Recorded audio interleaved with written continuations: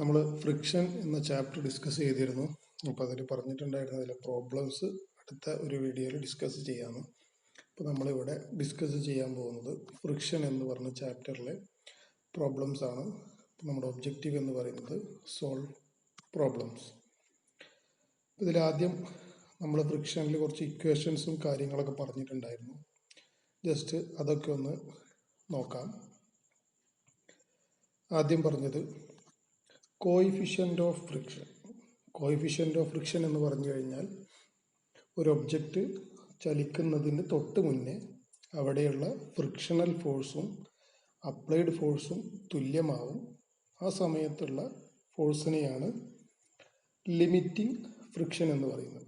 Coefficient of friction എന്ന് പറഞ്ഞു കഴിഞ്ഞാൽ limiting friction divided by normal reaction FF/R. ചലിച്ചു തുടങ്ങുന്നതിൻ്റെ തൊട്ട് മുമ്പേ ഉള്ള ഫ്രിക്ഷനും അപ്ലൈഡ് ഫോഴ്സും തുല്യമാകും എന്നുള്ളത് കൊണ്ട് തന്നെ നമ്മൾക്ക് ഈ ഇക്വേഷനെ applied force divide by weight എന്നും പറയാം. P എന്ന് പറയുന്നത് അപ്ലൈഡ് ഫോഴ്സ് ആണ്, FF എന്ന് പറയുന്നത് ലിമിറ്റിംഗ് ഫ്രിക്ഷൻ ആണ്, W വെയിറ്റും, R നോർമൽ റിയാക്ഷൻ.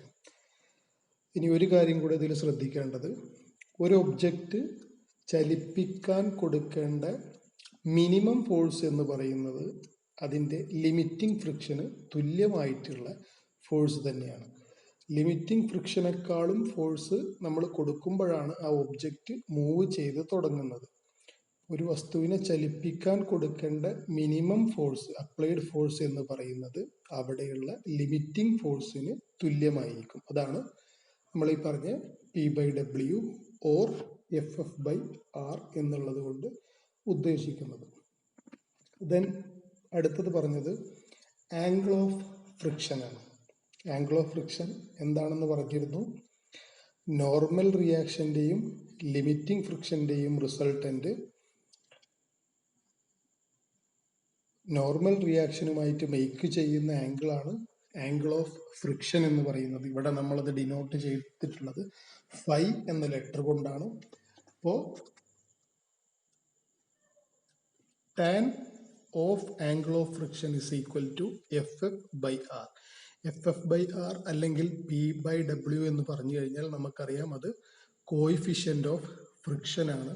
ഇപ്പോൾ tan phi, tan angle of friction is equal to mu, coefficient of friction ആണ്.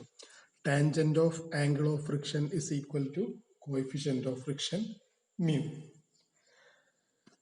ദെൻ നമ്മൾ ഒരു ഇൻക്ലൈൻഡ് പ്ലെയിനിൽ റെസ്റ്റ് ചെയ്യുന്ന ഒരു ഒബ്ജക്റ്റിൻ്റെ കാര്യങ്ങൾ പറഞ്ഞിട്ടുണ്ടായിരുന്നു. For a body resting in an inclined plane in equilibrium. ഒരു ഇൻക്ലൈൻഡ് പ്ലെയിനിൽ ഈക്വിലിബ്രിയത്തിൽ ഇരിക്കുന്ന ഒരു ഒബ്ജക്റ്റ്. ഇപ്പോൾ ഇവിടെ ഒരു ഒബ്ജക്റ്റ് കാണിച്ചിട്ടുണ്ട്. അത് ഇരിക്കുന്നത് തീറ്റ ഇൻക്ലിനേഷനിൽ ഒരു ഇൻക്ലൈൻഡ് പ്ലെയിനിലാണ്.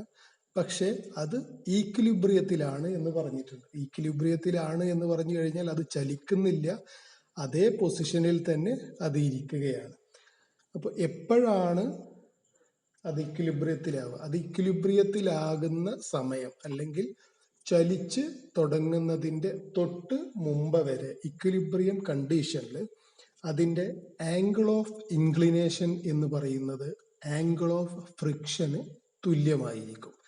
ആംഗിൾ ഓഫ് ഇൻക്ലിനേഷൻ എന്ന് പറയുന്നത് ആംഗിൾ ഓഫ് ഫ്രിക്ഷന് തുല്യമായിരിക്കും. ഇവിടെയുള്ള ആംഗിൾ ഓഫ് ഇൻക്ലിനേഷൻ തീറ്റയാണ്. ഇപ്പോൾ ഇത് ഇക്വിലിബ്രിയത്തിലാണെങ്കിൽ അതിനർത്ഥം അപ്ലൈഡ് ഫോഴ്സിന് തുല്യമായിട്ട് തന്നെയാണ് എന്തുള്ളത്, ലിമിറ്റിംഗ് ഫ്രിക്ഷൻ ഉള്ളത്. ലിമിറ്റിംഗ് ഫ്രിക്ഷനും അപ്ലൈഡ് ഫോഴ്സും തുല്യമാവുമ്പോഴാണ് അത് ഇക്വിലിബ്രിയത്തിലിരിക്കുന്നത്. അതുപോലെ തന്നെ നോർമൽ റിയാക്ഷൻ കാണുന്നുണ്ട്. അത് ഇൻക്ലൈൻഡ് പ്ലെയിനിൽ പെർപെൻഡിക്കുലർ ആണ്. ഇപ്പം ഇവിടെ വെയിറ്റിൻ്റെ രണ്ട് കോമ്പണൻസ്, എക്സ് കോമ്പണൻറ്റും വൈ കോമ്പണൻറ്റും. അത് പ്രകാരം ഇവിടെ നോർമൽ റിയാക്ഷൻ കാണാനുള്ള equation R is equal to W cos തീറ്റയാണ്. കാരണം ഈക്വിലിബ്രിയത്തിലാവുമ്പോൾ നോർമൽ റിയാക്ഷൻ എന്ന് പറയുന്നത് W cos തീറ്റയ്ക്ക് തുല്യമായിരിക്കും. അതുപോലെ തന്നെ അപ്ലൈഡ് ഫോഴ്സ് അല്ലെങ്കിൽ ലിമിറ്റിംഗ് ഫ്രിക്ഷൻ എന്ന് പറയുന്നത് W sin തീറ്റയ്ക്കും തുല്യമായിരിക്കും. ഇത്രയുമാണ് നമ്മൾ ഇതിൽ ഡിസ്കസ് ചെയ്ത ഇക്വേഷൻസും മറ്റു കാര്യങ്ങളും. ഇനി നമുക്ക് ക്വസ്റ്റ്യൻസിലേക്ക് കടക്കാൻ. വളരെ സിമ്പിൾ ആയിട്ടുള്ള ക്വസ്റ്റ്യൻസ് മാത്രമേ ഇതിൽ ചെയ്യാനുള്ളൂ. ജസ്റ്റ് ഈ പറഞ്ഞ പോയിന്റ്സ് ഒന്ന് മനസ്സിൽ വെക്കുക. പറഞ്ഞ കാര്യങ്ങൾ, ഇപ്പൊ ഇത്രയും പറഞ്ഞ കാര്യങ്ങൾ ഇക്വേഷൻസിൽ പറഞ്ഞ കാര്യം മാത്രം ഒന്ന് മനസ്സിൽ വെക്കുക. ഇനി നമുക്ക് ഒന്നാമത്തെ ക്വസ്റ്റ്യനിലേക്ക് കടക്കാം. Question number 1. A force of 40 kilogram is required to pull a weight of 400 kilogram on a horizontal plane. Determine the coefficient of friction. ഇനി മറ്റൊരു കാര്യം ഇതിൽ ശ്രദ്ധിക്കേണ്ടത്, കോഎഫിഷ്യന്റ് ഓഫ് ഫ്രിക്ഷൻ എന്ന് പറഞ്ഞത് ഒരു യൂണിറ്റ്ലെസ് ക്വാണ്ടിറ്റിയാണ്. അതിന് യൂണിറ്റ് ഒന്നുമില്ല, അത് ജസ്റ്റ് ഒരു നമ്പർ മാത്രമായിരിക്കും. പിന്നെ എന്താണോ നമുക്ക് ആൻസറിന്റെ ഓപ്ഷൻസ് ആയിട്ട് തന്നിട്ടുള്ളത്, അതിപ്പോ കോഎഫിഷ്യന്റ് ഓഫ് ഫ്രിക്ഷന്റെ കേസ് അല്ല പറയുന്നത്, അപ്ലൈഡ് ഫോഴ്സ് അതുപോലെ തന്നെ വെയിറ്റ്, ഇതൊക്കെ ഏതാണോ ആൻസറിലുള്ള യൂണിറ്റ് തന്നിട്ടുള്ളത് അതിലേക്ക് കൺവേർട്ട് ചെയ്തിട്ട് വേണം ചെയ്യാൻ. ഇനി യൂണിറ്റുകൾ അങ്ങനെ സ്പെസിഫൈ ചെയ്ത് പറഞ്ഞിട്ടില്ലെങ്കിൽ എന്ത് ചെയ്യാം, നമ്മൾ അതിൽ ആവശ്യമുള്ള നമുക്ക് തന്ന അതേ യൂണിറ്റിൽ തന്നെ നമുക്ക് കാൽക്കുലേറ്റ് ചെയ്യാം. അപ്പൊ ഇവിടെ തന്ന കാര്യങ്ങൾ പറഞ്ഞത് ഇങ്ങനെയാണ്. 400 കിലോഗ്രാം വെയിറ്റ് ഉള്ള ഒരു ഒബ്ജക്റ്റ് ഒരു ഹൊറിസോണ്ടൽ പ്ലെയിനിൽ ഇരിക്കുന്നുണ്ട്. അതിനെ മൂവ് ചെയ്യിക്കാൻ കൊടുക്കേണ്ട പുൾ എന്ന് പറയുന്നത് 40 കിലോഗ്രാം ഫോഴ്സ് ആണെങ്കിൽ അവിടെയുള്ള കോയിഫിഷ്യന്റ് ഓഫ് ഫ്രിക്ഷൻ എത്രയാണ് എന്നാണ് കാണേണ്ടത്. അപ്പൊ നമുക്ക് തന്ന കാര്യങ്ങൾ ആദ്യം നോക്കാം. ഒന്ന് അപ്ലൈഡ് ഫോഴ്സ് ആണ്. പി എന്ന് പറയുന്നത് 40 കിലോഗ്രാം ആണ് എന്ന് തന്നിട്ടുണ്ട്. അതാണ് നമ്മൾ അതിനെ മൂവ് ചെയ്യിക്കാൻ കൊടുക്കുന്ന ഫോഴ്സ്. പിന്നെ മൂവ് ചെയ്യിക്കേണ്ട വെയിറ്റ് എത്രയാണ്, 400 കിലോഗ്രാം ആണ് എന്നും തന്നിട്ടുണ്ട്. കണ്ടുപിടിക്കേണ്ടത് കോയിഫിഷ്യന്റ് ഓഫ് ഫ്രിക്ഷൻ ആണ്. കോയിഫിഷ്യന്റ് ഓഫ് ഫ്രിക്ഷൻ കാണാനുള്ള equation mu is equal to P by W ആണ്. പി എന്ന് പറഞ്ഞു കഴിഞ്ഞാൽ അപ്ലൈഡ് ഫോഴ്സ് ആണ്, ഡബ്ല്യു എന്നത് അതിൻ്റെ വെയിറ്റ് ആണ്. ഇവിടെ തന്നിട്ടുള്ള വാല്യൂസ് അതുപോലെ നമ്മൾ ഇക്വേഷനിൽ സബ്സ്റ്റിറ്റ്യൂട്ട് ചെയ്ത് കഴിയുമ്പോൾ നമുക്ക് കിട്ടുന്ന വാല്യൂ 0.1 ആണ്. അതായത് അവിടെയുള്ള കോയിഫിഷ്യന്റ് ഓഫ് ഫ്രിക്ഷന്റെ വാല്യൂ 0.1 ആണ്. യൂണിറ്റ് ഒന്നുമില്ല, ജസ്റ്റ് ആ നമ്പർ മാത്രം കിട്ടി. ക്ലിയർ ആയി എന്ന് വിചാരിക്കുന്നു. ഇനി നമുക്ക് അടുത്ത ക്വസ്റ്റ്യനിലേക്ക് കടക്കാം. Question number 2. A force of 30 Newton is required to move a body of mass 35 kilogram on a flat surface horizontally at a constant velocity. Find the coefficient of friction. അതിലൊരു അസംഷൻ തന്നിട്ടുണ്ട്. Take G is equal to 10 meter per second square. ഈ ക്വസ്റ്റ്യനിൽ apply ചെയ്യുന്ന force പറഞ്ഞിട്ടുള്ളത് ന്യൂട്ടണിലാണ്. അതുപോലെ തന്നെ ബോഡിയുടെ mass പറഞ്ഞിട്ടുള്ളത് കിലോഗ്രാമിലാണ്. അപ്പം നമ്മൾ ഒരു യൂണിഫോമിറ്റി വരുത്താൻ ആ യൂണിറ്റിനെ നമ്മൾ ന്യൂട്ടണിലേക്ക് കൺവേർട്ട് ചെയ്യണം. വെയിറ്റ് ന്യൂട്ടണിലേക്ക് കൺവേർട്ട് ചെയ്യണം. അതിനു വേണ്ടിയിട്ടാണ് അസംഷൻ ആയിട്ട് ജിയുടെ വാല്യൂ തന്നിട്ടുള്ളത്. തന്ന കാര്യങ്ങൾ നോക്കാം. ഒന്ന്, അപ്ലൈഡ് ഫോഴ്സ് തന്നിട്ടുണ്ട് 30 ന്യൂട്ടൺ ആണ്. മാസ് തന്നിട്ടുണ്ട് 35 കിലോഗ്രാം ആണ്. Acceleration due to gravity g is equal to 10 metre per second square ആണ്. മാസ് തന്നിട്ടുണ്ട്, വെയിറ്റ് കാണാൻ മാസ് തന്നിട്ട് വെയിറ്റ് കാണാനുള്ള equation W is equal to m into g ആണ്. ചെയ്ത് കഴിഞ്ഞാൽ 35 ഇൻറ്റു 10 350 ന്യൂട്ടൺ എന്ന് കിട്ടി. അപ്പൊ ഇവിടെ അപ്ലൈഡ് ഫോഴ്സായി കിട്ടിയിട്ടുണ്ട്, വെയിറ്റും കിട്ടിയിട്ടുണ്ട്. ഇനി കാണാൻ പറഞ്ഞിട്ടുള്ളത് കോയിഫിഷ്യന്റ് ഓഫ് ഫ്രിക്ഷൻ ആണ്. കോയിഫിഷ്യന്റ് ഓഫ് ഫ്രിക്ഷൻ കാണാനുള്ള equation mu is equal to P by W. ഇക്വേഷനിൽ സബ്സ്റ്റിറ്റ്യൂട്ട് ചെയ്യാം. 30/350 ചെയ്ത് കഴിഞ്ഞാൽ മ്യൂ ഇസ് ഈക്വൽ ടു 0.086 എന്ന് കിട്ടും. ഇവിടെ നമ്മൾ രണ്ടും വ്യത്യസ്ത യൂണിറ്റിലായതുകൊണ്ടാണ് യൂണിറ്റിനെ നമ്മൾ യൂണിഫോം ആക്കി ചെയ്തത്, ഒരേ യൂണിറ്റിലേക്ക് മാറ്റിയിട്ട് ചെയ്തത്. ഓക്കെ, ദെൻ മൂന്നാമത്തെ ക്വസ്റ്റ്യൻ നോക്കാം. A tanker with loaded weight of 14,500 kilogram is running on the road. If the coefficient of friction between the tires and road surface is 0.28, find out its force of friction. പറഞ്ഞത് ഒരു tanker, wait load ചെയ്തിട്ടുള്ള ഒരു tanker 14,500 kilogram ആണ് അതിൻ്റെ wait. അത് റോഡിലൂടെ ഓടിക്കൊണ്ടിരിക്കുന്നു. ആ ടാങ്കറിൻ്റെ ടയറുകളും road സർഫസിൻ്റെയും ഇടയിലുള്ള കോയിഫിഷ്യൻ്റ് ഓഫ് ഫ്രിക്ഷൻ 0.28 ആണെങ്കിൽ അവിടെയുള്ള ഫ്രിക്ഷണൽ ഫോഴ്സ് എത്രയാണ് എന്നാണ് കാണേണ്ടത്. ഓക്കെ, തന്ന കാര്യങ്ങൾ എടുത്തെഴുതാം. Weight W is equal to 14,500 kilogram. Coefficient of friction mu is equal to 0.28.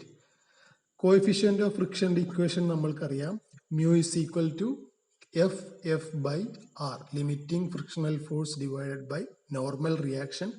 അതല്ലെങ്കിൽ applied force divided by weight. ഇനി കണ്ടുപിടിക്കേണ്ടത് ഇവിടെ അവിടെയുള്ള ഫ്രിക്ഷണൽ ഫോഴ്സ് എത്രയെന്നാണ് കണ്ടുപിടിക്കേണ്ടത്. അപ്പോൾ ഇക്വേഷൻ നമ്മൾ റീഅറേഞ്ച് ചെയ്യുക. ഇക്വേഷൻ ഇങ്ങനെ കിട്ടും. F is equal to mu into W. മ്യൂയുടെ വാല്യൂ തന്നിട്ടുണ്ട്, ഡബ്ല്യുവിൻ്റെ വാല്യൂ തന്നിട്ടുണ്ട്. ഇക്വേഷനിൽ സബ്സ്റ്റിറ്റ്യൂട്ട് ചെയ്യുക. സബ്സ്റ്റിറ്റ്യൂട്ട് ചെയ്യുമ്പോൾ കിട്ടുന്ന value force of friction is equal to 460 kilogram എന്ന് കിട്ടും. 460 കിലോഗ്രാം ആണ് അവിടെയുള്ള ഫ്രിക്ഷണൽ ഫോഴ്സിൻ്റെ വാല്യൂ. നമ്മൾ സാധാരണ ഫോഴ്സ് പറയുമ്പോൾ ന്യൂട്ടണിലാണ് പറയാറ്. ഇവിടെ പ്രത്യേകിച്ച് യൂണിറ്റിൽ ഏത് യൂണിറ്റിൽ കാണണമെന്ന് പറഞ്ഞിട്ടില്ല. അപ്പം അതുകൊണ്ട് നമ്മൾ തന്നിട്ടുള്ള അതേ യൂണിറ്റിൽ തന്നെ ചെയ്തതാണ്. ഇനി നിങ്ങൾക്ക് ഒബ്ജക്റ്റീവ് ടൈപ്പ് എക്സാം ആയതുകൊണ്ട് തന്നെ നിങ്ങൾക്ക് തന്നിട്ടുള്ള ക്വസ്റ്റ്യൻ്റെ ആൻസേഴ്സ് ഓപ്ഷനിൽ ഏതാണോ യൂണിറ്റ് ഉള്ളത് ആ യൂണിറ്റിലേക്ക് കൺവേർട്ട് ചെയ്തിട്ട് വേണം ചെയ്യാൻ. ഓക്കെ, ഇനി അടുത്ത ക്വസ്റ്റ്യനിലേക്ക് കടക്കാം. Question number 4. A block of ice weighing 1 quintal rests in equilibrium on a wooden plank inclined at 30 degree. Find the coefficient of friction between the ice and wood. നമ്മുടെ എല്ലാ ചോദ്യങ്ങളിലും തന്നിട്ടുള്ള എല്ലാ അളവുകളും നമ്മൾക്ക് ആവശ്യമുള്ളതായിക്കൊള്ളണമെന്നില്ല. ചിലപ്പോൾ കൺഫ്യൂസ് ചെയ്യിക്കാൻ വേണ്ടിയിട്ട് ഒന്നിൽ കൂടുതൽ അളവുകൾ തരാൻ സാധ്യതയുണ്ട്. ജസ്റ്റ് പറഞ്ഞെന്നുള്ളൂ. ഇപ്പോൾ ഈക്വേഷൻ നോക്കാം. പറഞ്ഞത് എങ്ങനെയാണ്? ഒരു 100 കിലോഗ്രാം വെയിറ്റുള്ള ഒരു ഐസ് ബ്ലോക്ക് ഒരു വുഡ് 30 ഡിഗ്രി ഇൻക്ലിനേഷനിലിരിക്കുന്ന ഒരു വുഡൻ സർഫസിൽ വെച്ചിട്ടുണ്ട്. അങ്ങനെയാണെങ്കിൽ ആ ഐസ് ബ്ലോക്കും ആ വുഡ് സർഫസിൻ്റെ ഇടയിലുള്ള കോയിഫിഷ്യൻ്റ് ഓഫ് ഫ്രിക്ഷൻ എത്രയാണ് എന്നാണ് കണ്ടുപിടിക്കേണ്ടത്. കോയിഫിഷ്യൻ്റ് ഓഫ് ഫ്രിക്ഷൻ കാണാൻ നമ്മൾ ഇതുവരെ ചെയ്ത ഇക്വേഷൻ ഒന്നുകിൽ frictional force divide by normal reaction, അതല്ലെങ്കിൽ applied force divided by weight. പക്ഷെ ഇവിടെ തന്നിട്ടുള്ളത് വെയിറ്റ് മാത്രമാണ് തന്നിട്ടുള്ളത്. പിന്നെ തന്നിട്ടുള്ള ഒരളവ് ഇൻക്ലിനേഷൻ തന്നിട്ടുണ്ട് 30 ഡിഗ്രി എന്ന്. ഇത് ചലിച്ചുകൊണ്ടിരിക്കുകയാണ് എന്ന് പറഞ്ഞിട്ടില്ല. അപ്പം അത് നമ്മൾ എന്ത് അസ്യൂം ചെയ്യുന്നു? അത് റെസ്റ്റ് ചെയ്യുകയാണെന്ന് അവിടെ പറഞ്ഞിട്ടുണ്ട്. അതുകൊണ്ട് തന്നെ റെസ്റ്റ് ഇൻ ഇക്വിലിബ്രിയമാണ്. അത് ഇക്വിലിബ്രിയത്തിൽ റെസ്റ്റ് ചെയ്തുകൊണ്ടിരിക്കും. അപ്പം തന്ന കാര്യങ്ങൾ നോക്കാം. ഒന്ന്, വെയിറ്റ് തന്നിട്ടുണ്ട് 100 കിലോഗ്രാം. ആംഗിൾ ഓഫ് ഇൻക്ലിനേഷൻ തന്നിട്ടുണ്ട് theta is equal to 30 degree. ഇനി നമ്മൾ നേരത്തെ ഇക്വേഷൻസ് ഡിസ്കസ് ചെയ്തപ്പോൾ പറഞ്ഞിരുന്നു ഈക്വിലിബ്രിയം കണ്ടീഷൻ, ഒരു ഇൻക്ലൈൻഡ് സർഫസിലെ ഈക്വിലിബ്രിയം കണ്ടീഷൻ ഏതുവരെ അത് ഇക്വിലിബ്രിയത്തിൽ ഇരിക്കും? Angle of inclination angle of ഫ്രിക്ഷന് തുല്യമാകുന്ന അത്രയും സമയം, തുല്യമാകുന്ന മീൻസ് തുല്യമാകുന്നത് വരെ, അല്ലെങ്കിൽ അതിനേക്കാൾ ഇൻക്ലിനേഷൻ കൂടിയാൽ മാത്രമേ എന്ത് ബ്രേക്ക് ചെയ്യുള്ളൂ? ഇക്വിലിബ്രിയം ബ്രേക്ക് ചെയ്യുള്ളൂ. ഇപ്പൊ ഇക്വിലിബ്രിയത്തിലാണെങ്കിൽ ആംഗിൾ ഓഫ് ഇൻക്ലിനേഷൻ എന്ന് പറയുന്നത് ആംഗിൾ ഓഫ് ഫ്രിക്ഷന് തുല്യമായിരിക്കും. അപ്പൊ നമ്മൾ ഇവിടെ ഈ തന്നിട്ടുള്ള ആംഗിൾ ഓഫ് ഇൻക്ലിനേഷൻ തന്നെയാണ് എന്ത്? ആംഗിൾ ഓഫ് ഫ്രിക്ഷൻ എന്ന് പറഞ്ഞത്. അതുപോലെ തന്നെ ഒരു കാര്യം കൂടെ നമുക്കറിയാം, tangent of angle of friction is equal to coefficient of friction. അപ്പൊ ഇവിടെ ആംഗിൾ ഓഫ് ഫ്രിക്ഷൻ എന്ന് പറഞ്ഞത് ആംഗിൾ ഓഫ് ഇൻക്ലിനേഷൻ തന്നെയാണ്. അതുകൊണ്ട് തന്നെ coefficient of friction mu is equal to tan 30. Value കിട്ടുന്നത് coefficient of friction mu is equal to 0.5774 എന്ന value ആണ് നമുക്ക് ഇവിടെ കിട്ടുന്നത്. രണ്ട് രീതിയിലുള്ള കോഎഫിഷ്യന്റ് ഓഫ് ഫ്രിക്ഷൻ എങ്ങനെയാണ് കണ്ടുപിടിക്കുക എന്നുള്ളതാണ് ഇതുവരെ പറഞ്ഞ കാര്യങ്ങൾ. അതുപോലെ തന്നെ ലിമിറ്റിംഗ് ഫ്രിക്ഷൻ, നോർമൽ റിയാക്ഷൻ ഒക്കെ എങ്ങനെയാണ് കണ്ടുപിടിക്കുക എന്നുള്ളത്. ഇനി അടുത്ത ക്വസ്റ്റ്യൻ ഡിസ്കസ് ചെയ്യാം. Question number 5. A weight of 600 kilogram is kept on an inclined plane at 30 degree. Calculate the normal reaction and force rolling downwards. ഒരു വെയിറ്റ് 600 കിലോഗ്രാം ഉള്ള ഒരു വെയിറ്റ് 30 ഡിഗ്രി ഇൻക്ലിനേഷനിലുള്ള ഒരു പ്ലെയിനിൽ വെച്ചിട്ടുണ്ട്. അങ്ങനെയാണെങ്കിൽ അവിടുത്തെ നോർമൽ റിയാക്ഷൻ എത്രയാണ്, അതുപോലെ തന്നെ എത്ര ഫോഴ്സ് കൊടുത്താലാണ് അത് താഴോട്ട് ചലിച്ചു തുടങ്ങുക, ഈ രണ്ട് കാര്യങ്ങളാണ് കണ്ടുപിടിക്കാൻ പറഞ്ഞിട്ടുണ്ട്. അപ്പോൾ തന്ന കാര്യങ്ങൾ, ഒന്ന് angle of inclination theta is equal to 30 degree, weight W is equal to 600 kilogram. For an inclined plane, ഒരു ഇൻക്ലൈൻഡ് പ്ലെയിനിൽ നോർമൽ റിയാക്ഷൻ എന്ന് പറയുന്നത് ഡബ്ല്യു കോസ് തീറ്റയ്ക്ക് തുല്യമായിരിക്കും. നമ്മളൊരു ഫിഗർ കാണിച്ചിട്ടുണ്ടായിരുന്നു. ഇൻക്ലൈൻഡ് പ്ലെയിനിൽ റെസ്റ്റ് ചെയ്യുമ്പോൾ നോർമൽ റിയാക്ഷന് തുല്യമായിട്ട് വരുന്ന വെയിറ്റിന്റെ കോമ്പണന്റ് എന്ന് പറയുന്നത് ഡബ്ല്യു കോസ് തീറ്റയാണ്. അവിടുത്തെ തീറ്റ എന്ന് പറഞ്ഞത് ആംഗിൾ ഓഫ് ഇൻക്ലിനേഷൻ ആയിരുന്നു. നേരെ ഇതിൽ സബ്സ്റ്റിറ്റ്യൂട്ട് ചെയ്യുക, കിട്ടുന്ന വാല്യൂ 600 ഇൻറ്റു കോസ് 30 എന്ന് കിട്ടും. വാല്യൂ കിട്ടുന്നത്, നോർമൽ റിയാക്ഷന്റെ വാല്യൂ കിട്ടുന്നത് 519.62 കിലോഗ്രാം, 519.62 കിലോഗ്രാം ആണ് എന്നാണ് കിട്ടുക. ഇനി നമ്മളോട് അടുത്തത് കാണാൻ പറഞ്ഞിട്ടുള്ളത് ഫോഴ്സ് റോളിംഗ് ഡൗൺവേർഡ്സ്. ആ ഒബ്ജക്റ്റ് താഴോട്ട് മൂവ് ചെയ്യുകയാണെങ്കിൽ എത്ര ഫോഴ്സിലാണ് മൂവ് ചെയ്യുക, അല്ലെങ്കിൽ അവിടെയുള്ള അപ്ലൈഡ് ഫോഴ്സ് എന്നോ അല്ലെങ്കിൽ ലിമിറ്റിംഗ് ഫോഴ്സ് എന്നോ രണ്ട് കണ്ടു കഴിഞ്ഞാലും കിട്ടുന്നത് ഒരേ കാര്യം തന്നെയാണ്.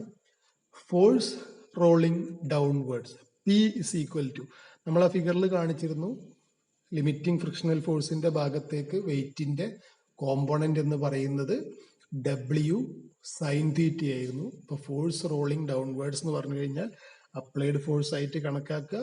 P is equal to W sine theta. ഇക്വേഷനിൽ വാല്യൂ സബ്സ്റ്റിറ്റ്യൂട്ട് ചെയ്യുക, 600 ഇൻറ്റു സൈൻ 30 ചെയ്ത് കഴിഞ്ഞാൽ 300 കിലോഗ്രാം എന്ന് കിട്ടും. അപ്പൊ രണ്ട് കാര്യങ്ങളാണ് കാണാൻ പറഞ്ഞത്, ഒന്ന് നോർമൽ റിയാക്ഷൻ, അതുപോലെ തന്നെ ഫോഴ്സ് റോളിംഗ് ഡൗൺവേർഡ്സ്. രണ്ട് വാല്യൂസ് എങ്ങനെയാണ് കണ്ടതെന്ന് ക്ലിയർ ആയി എന്ന് വിചാരിക്കുന്നു. ഇനി നെക്സ്റ്റ് ക്വസ്റ്റ്യനിലേക്ക് പോവാം. Question number 6. A crane weighing 1000 kilogram moves a distance of 5 meter in 5 seconds. If the coefficient of friction between the crane and the floor is 0.3, calculate the horizontal force required to move the crane and horsepower absorbed against friction. നേരത്തെ പോലെയല്ല, കുറച്ചും കൂടി advanced ആയിട്ടുള്ള question ആണ്. പറഞ്ഞ കാര്യങ്ങൾ, 1000 kilogram wait ഉള്ള ഒരു ക്രെയിന് 5 സെക്കൻഡിൽ 5 മീറ്റർ മൂവ് ചെയ്യുന്നു. ആ ക്രെയിനും മൂവ് ചെയ്യുന്ന ഫ്ലോറും തമ്മിലുള്ള കോഎഫിഷ്യന്റ് ഓഫ് ഫ്രിക്ഷൻ 0.3 ആണെങ്കിൽ കണ്ടുപിടിക്കേണ്ട കാര്യങ്ങൾ: ഒന്ന്, horizontal force required to move the crane. ആ ക്രെയിനിനെ മൂവ് ചെയ്യാൻ കൊടുക്കേണ്ട ഹൊറിസോണ്ടൽ ഫോഴ്സ് എത്ര. രണ്ടാമത്തത്, horse power absorbed against friction, അതായത് ഫ്രിക്ഷനെ തരണം ചെയ്തിട്ടാണ് അത് ചലിച്ചുകൊണ്ടിരിക്കുന്നത്. അപ്പൊ എത്ര ഹോഴ്സ് പവർ ആണ് ആ ഫ്രിക്ഷനെ തരണം ചെയ്യാൻ വേണ്ടിയിട്ട് ആ ക്രെയിന് ഉപയോഗിക്കുന്നത്. ഈ രണ്ട് കാര്യങ്ങളാണ് കാണേണ്ടത്. ആദ്യത്തേത് കാണാൻ നമ്മൾ ഇതുവരെ പറഞ്ഞ പോലെ തന്നെ തന്ന കാര്യങ്ങൾ നോക്കുക. വെയിറ്റ് 1000 കിലോഗ്രാം ആണ്. കോഎഫിഷ്യന്റ് ഓഫ് ഫ്രിക്ഷൻ എന്ന് പറയുന്നത് 0.3 ആണ്. Force required to move P is equal to mu into W. കാരണം നമുക്കറിയാം കോഎഫിഷ്യന്റ് ഓഫ് ഫ്രിക്ഷൻ എന്ന് പറഞ്ഞു കഴിഞ്ഞാൽ P/W ആണ്. റീഅറേഞ്ച് ചെയ്യുമ്പോൾ force required to move P is equal to mu into W. തന്നിട്ടുള്ള വാല്യൂസ് സബ്സ്റ്റിറ്റ്യൂട്ട് ചെയ്യുക. നമുക്ക് കിട്ടുന്ന ആൻസർ 300 കിലോഗ്രാം എന്ന് കിട്ടും. അതായത് 1000 കിലോഗ്രാം ഉള്ള ആ ക്രെയിനിനെ മൂവ് ചെയ്യിക്കാൻ നമ്മൾ കൊടുക്കേണ്ട ഹൊറിസോണ്ടൽ ഫോഴ്സ് എന്ന് പറയുന്നത് 300 കിലോഗ്രാം ആയിരിക്കും. ഓക്കെ. ദെൻ രണ്ടാമത്തെ കേസ് ഹോഴ്സ് പവർ കണ്ടുപിടിക്കാനാണ്. അതിനുവേണ്ടി രണ്ട് കാര്യങ്ങളും കൂടെ നമുക്ക് തന്നിട്ടുണ്ട്. അതിലൊന്ന്, മൂവ് ചെയ്ത ഡിസ്റ്റൻസ് 5 മീറ്റർ ആണ്. മൂവ് ചെയ്യാൻ എടുത്ത സമയം 5 സെക്കൻഡ്സ് ആണ്. നമ്മൾ പഠിച്ചിട്ടുള്ളതാണ് പവർ എന്ന് പറഞ്ഞു കഴിഞ്ഞാൽ വർക്ക് ബൈ ടൈം ആണ്. അതുപോലെ തന്നെ വർക്ക് എന്ന് പറഞ്ഞു കഴിഞ്ഞാൽ ഫോഴ്സ് ഇൻറ്റു ഡിസ്റ്റൻസ് ആണ്. ഇക്വേഷൻ ഇങ്ങനെയാണ്: power is equal to work by time. Work എന്ന് പറഞ്ഞു കഴിഞ്ഞാൽ force into distance by time. എത്ര ഫോഴ്സ് ആണ് ഇവിടെ അപ്ലൈ ചെയ്തത് നമ്മൾ കണ്ടുപിടിച്ചു. 300 കിലോഗ്രാം ഫോഴ്സ് അപ്ലൈ ചെയ്താൽ മാത്രമാണ് ഈ ക്രെയിന് മൂവ് ചെയ്യുക. അപ്പൊ ഇവിടെയുള്ള ഫോഴ്സ് എന്ന് പറയുന്നത് 300 കിലോഗ്രാം ആണ്. ഡിസ്റ്റൻസ് 5 മീറ്റർ ആണ്. ടൈം 5 സെക്കൻഡ് ആണ്. ആ വാല്യൂസ് നമ്മൾ സബ്സ്റ്റിറ്റ്യൂട്ട് ചെയ്യുന്നു. 300 into 5/5 കിട്ടുന്നത് 300 മീറ്റർ കിലോഗ്രാം പെർ സെക്കൻഡ് എന്നാണ് കിട്ടുന്നത്. പവറിന്റെ യൂണിറ്റ് SI സിസ്റ്റത്തിൽ വാട്ട്സ് ആണെന്ന് നമുക്കറിയാം. വാട്ട്സ് കിട്ടണമെന്നുണ്ടെങ്കിൽ ഫോഴ്സ് ന്യൂട്ടണിലും ഡിസ്റ്റൻസ് മീറ്ററിലും ടൈം സെക്കൻഡിലും ആവണമായിരുന്നു. ഇവിടെ നമ്മൾക്ക് കിട്ടിയ അതേ യൂണിറ്റിൽ വെച്ചിട്ടാണ് ചെയ്തത്. അപ്പൊ പവർ കിട്ടിയത് 300 മീറ്റർ കിലോഗ്രാം പെർ സെക്കൻഡ് അല്ലെങ്കിൽ 300 കിലോഗ്രാം മീറ്റർ പെർ സെക്കൻഡ് ആണ്. കണ്ടുപിടിക്കാൻ പറഞ്ഞത് പവറാണ്, പക്ഷെ ഹോഴ്സ് പവറിലാണ് കണ്ടുപിടിക്കാൻ പറഞ്ഞിട്ടുള്ളത്. അപ്പോൾ ഹോഴ്സ് പവറിലേക്ക് കൺവേർട്ട് ചെയ്യാൻ വേണ്ടിയിട്ട് നമ്മൾ പഠിച്ചിട്ടുള്ളതാണ് 1 HP is equal to 75 metre kilogram per second. നമ്മൾ യൂണിറ്റ്സ് ആൻഡ് മെഷർമെന്റ്സ് എന്ന് പറഞ്ഞ ചാപ്റ്ററിലും അതുപോലെ തന്നെ വർക്ക് പവർ എനർജി എന്ന് പറഞ്ഞ ഫസ്റ്റ് ഇയറിലെ യൂണിറ്റിലൊക്കെ പഠിച്ചിട്ടുള്ളതാണ്. 1 HP എന്ന് പറഞ്ഞു കഴിഞ്ഞാൽ 75 മീറ്റർ കിലോഗ്രാം പെർ സെക്കൻഡിന് തുല്യമാണ്. അപ്പോൾ ഇവിടെ കിട്ടിയിട്ടുള്ള 300 മീറ്റർ കിലോഗ്രാം പെർ സെക്കൻഡിനെ HP-യിലേക്ക് കൺവേർട്ട് ചെയ്യാൻ നമ്മൾ ഈ വാല്യൂ കൊണ്ട് ഡിവൈഡ് ചെയ്യുന്നു. നമുക്ക് കിട്ടുന്ന ആൻസർ എന്ന് പറയുന്നത് 4 HP ആണ്. 4 ഹോഴ്സ് പവർ. അപ്പോൾ പറഞ്ഞിട്ടുള്ള രണ്ട് കാര്യങ്ങളും കിട്ടി.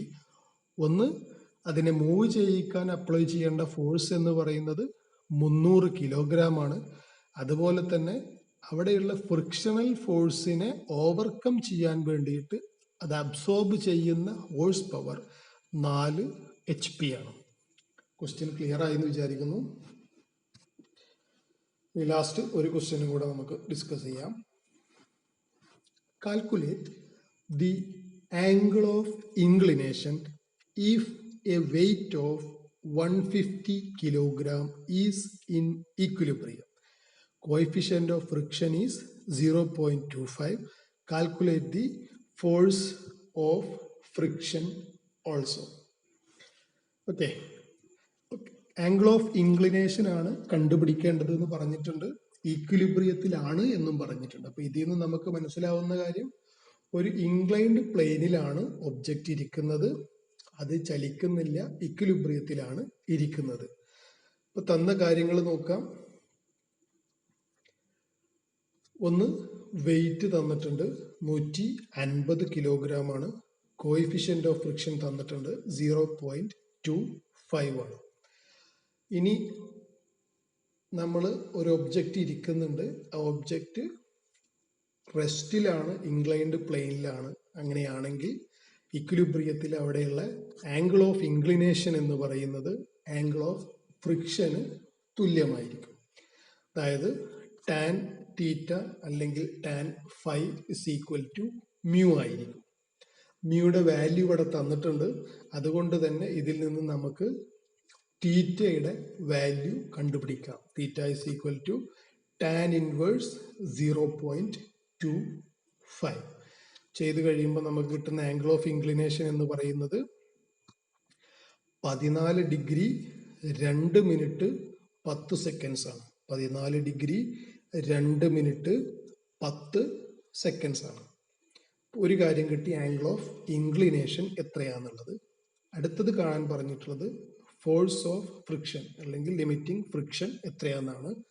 ഫോഴ്സ് ഓഫ് ഫ്രിക്ഷൻ കാണാനുള്ളത് മ്യൂ ഇൻറ്റു ഡബ്ല്യു. കാരണം മ്യൂ എന്ന് പറഞ്ഞു കഴിഞ്ഞാൽ FF/R അല്ലെങ്കിൽ P/W ആണ്. റീഅറേഞ്ച് ചെയ്യുമ്പോൾ മ്യൂ ഇൻറ്റു ഡബ്ല്യു എന്ന് കിട്ടും. തന്നിട്ടുള്ള വാല്യൂസ് അപ്ലൈ ചെയ്ത് കഴിഞ്ഞാൽ 0.25 ഇൻറ്റു 150. ഫോഴ്സ് ഓഫ് ഫ്രിക്ഷൻ കിട്ടുന്നത് 37.5 കിലോഗ്രാം എന്നാണ് നമുക്ക് കിട്ടുന്ന ആൻസർ. ഇപ്പം രണ്ട് കാര്യങ്ങൾ. ഒന്ന്, angle of inclination 14 degree 2 minute 10 seconds ആണ്. ഫോഴ്സ് ഓഫ് ഫ്രിക്ഷന്റെ വാല്യൂ 37.5 കിലോഗ്രാം ആണ്. ഇവിടെ നമ്മൾ 7 ക്വസ്റ്റ്യൻസ് ഡിസ്കസ് ചെയ്തു. ഈ രീതിയിലുള്ള ക്വസ്റ്റ്യൻസ് ആണ് ഫ്രിക്ഷൻ എന്ന് പറഞ്ഞ ചാപ്റ്ററിൽ നിന്ന് സാധാരണയായിട്ട് ചോദിക്കാറുള്ളത്. ഈ ക്വസ്റ്റ്യൻസ് ഒന്ന് കറക്റ്റായിട്ട് നോക്കുക. അതിലധികം കാര്യങ്ങളൊന്നുമില്ല, വളരെ കുറച്ച് ഇക്വേഷൻസേ ഉള്ളൂ. നമ്മൾ പറഞ്ഞ 1-2 പോയിന്റ്സ് ആണ് ഇതിലെപ്പോഴും നമ്മൾ മനസ്സിൽ വെക്കേണ്ടത്. അത് വെച്ച് കഴിഞ്ഞാൽ ഏകദേശം സിമ്പിളായിട്ട് ചെയ്യാൻ പറ്റുന്ന പ്രോബ്ലങ്ങളേ ഉള്ളൂ. അപ്പോൾ ഇനി ഇതിൻ്റെ മറ്റ് ക്ലാസ്സുകളും കാര്യങ്ങളുമായിട്ട് വീണ്ടും നമുക്ക് അടുത്തൊരു വീഡിയോയിൽ ചെയ്യാം. Thank you.